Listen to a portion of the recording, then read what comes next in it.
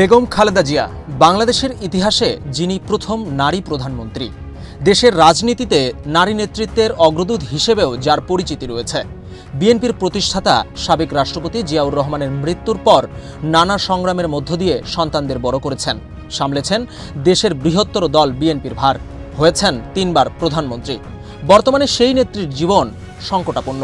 প্রথমে সিসিইউ, তারপর আইসিইউ, এখন ভেন্টিলেশন সাপোর্টে আছেন বিএনপির এই চেয়ারপারসন, যার আরোগ্য কামনায় দলীয় নেতাকর্মী ছাড়াও সাধারণ মানুষ দোয়া করছেন।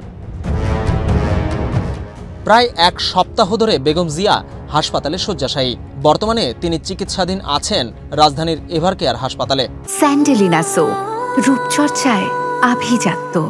লিভারজনিত সংকট, কিডনির কর্মক্ষমতা হ্রাস, শ্বাসকষ্ট সহ দেখা দিয়েছে একাধিক শারীরিক জটিলতা।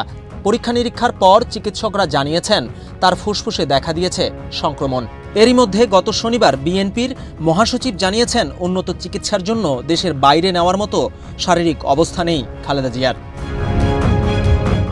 বেগম জিয়ার শারীরিক অবস্থা অবনতির পর থেকে দেখা গেছে এভারকেয়ার হাসপাতালের সামনে নেতাকর্মীদের মর্মাহত অবস্থান। এছাড়াও নেত্রীর আরোগ্য কামনায় দেশের বিভিন্ন স্থানে দোয়া মাহফিলের আয়োজনও হচ্ছে। 1 ডিসেম্বর সোমবার বেলা 1:45টার দিকে হাসপাতালের সামনে খালেদা জিয়ার শারীরিক অবস্থা সম্পর্কে আহমেদ আজম খান জানান, খালেদা জিয়ার শারীরিক অবস্থা খুবই ক্রিটিক্যাল, তিনি ডিপে রয়েছেন। তার উন্নত চিকিৎসায় চীনা 5 বিশেষজ্ঞ ডাক্তার ইতোমধ্যে দেশে এসেছেন। এর বাইরেও খালেদা জিয়ার চিকিৎসার প্রয়োজনে বিভিন্ন দেশের ডাক্তারদের পরামর্শও নেওয়া হচ্ছে নিয়মিত।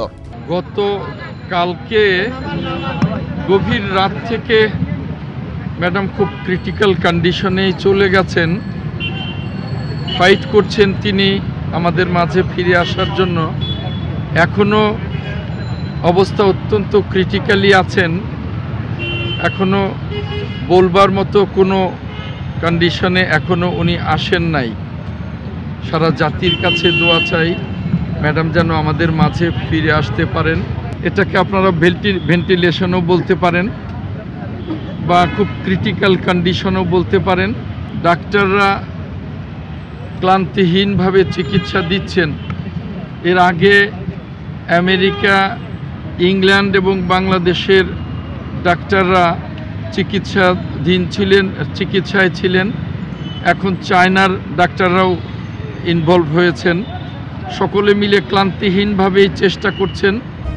বেগম খালেদা জিয়া শুধু বিএনপির নেত্রী নন, তিনি দলমত নির্বিশেষে সবার নেত্রী বলে মন্তব্য করেছেন বাংলাদেশ জামায়াতে ইসলামীর নায়েবে আমির সৈয়দ ডাক্তার আবু তাহের।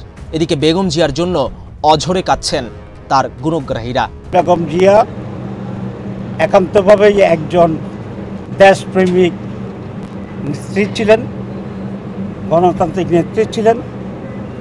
ওনার আপসহীন রাজনীতির কারণেই বিগত 15 বছর যেভাবে দেশটা ভারতীয় দখলে গিয়েছিল তার অনেক আগে চলে যেতে পারত। ওনার দৃঢ়তার কারণে সেটা সম্ভব হয়।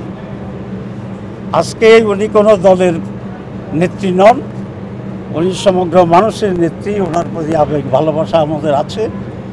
আমি ব্যক্তিগতভাবে আমার গভীর শ্রদ্ধা জানাচ্ছি। আজ দুপুরের পর থেকে হাসপাতালে বাড়ানো হয়েছে নিরাপত্তা। সেই সঙ্গে খালেদা জিয়াকে ভেন্টিলেশনে নেওয়ার খবরে নেতাকর্মীদের ভিড় বাড়ছে। ঢাকার বাইরে থেকেও দলে দলে আসছেন নেতাকর্মীরা। খালেদা জিয়ার আরোগ্য কামনায় অনেকেই হাসপাতালের সামনে দোয়া পড়ছেন। বিএনপির চেয়ারপারসন বেগম খালেদা জিয়ার অবস্থা স্থিতিশীল। চিকিৎসকদের নিবিড় পর্যবেক্ষণে তার চিকিৎসা চলছে বলে জানিয়েছেন দলটির মহাসচিব মির্জা ফখরুল ইসলাম আলমগীর। তিনি সবাইকে বিভ্রান্ত না হওয়ার অনুরোধ জানিয়েছেন।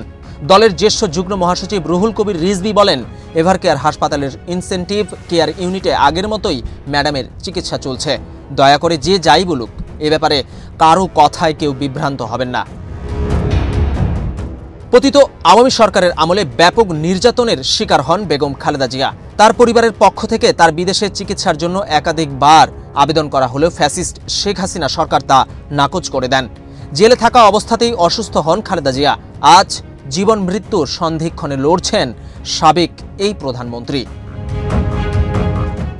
বিজন কুমার, বাংলাদেশ প্রতিদিন।